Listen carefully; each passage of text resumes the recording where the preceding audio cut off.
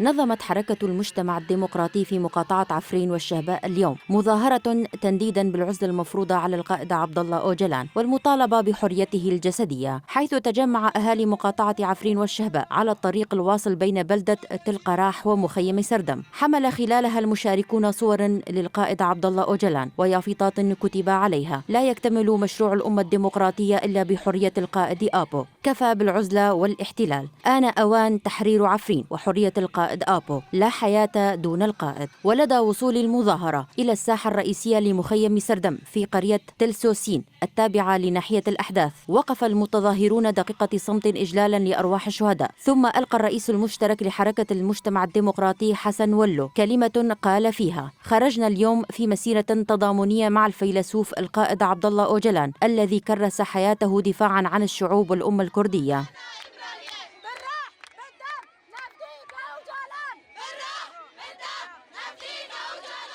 لقد تكالبت الدول الرأسمالية عليه من خلال مؤامرة قذرة أكثر من 24 عاما،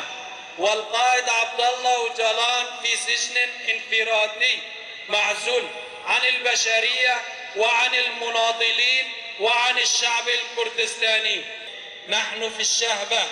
كردا وعربا وأهالي الشهباء وعفرين ندين ونستنكر هذه الإجراءات اللا إنسانية بحق القائد عبد الله أوجلان، ونطالب الأمم المتحدة والمنظمات الحقوقية برفع العزلة على القائد وحل القضية الكردية حلا سلميا. من جانبها استنكرت عضوة مجلس عوائل الشهداء لمقاطعة عفرين والشهباء شادية إبراهيم العزلة المفروضة على القائد عبد الله أوجلان، وأكدت المضي على نهج المقاومة والنضال حتى تحرير القائد جسديا وتحرير عفرين والعودة إليها. وانتهت المظاهرة بترديد شعار: الحرية للقائد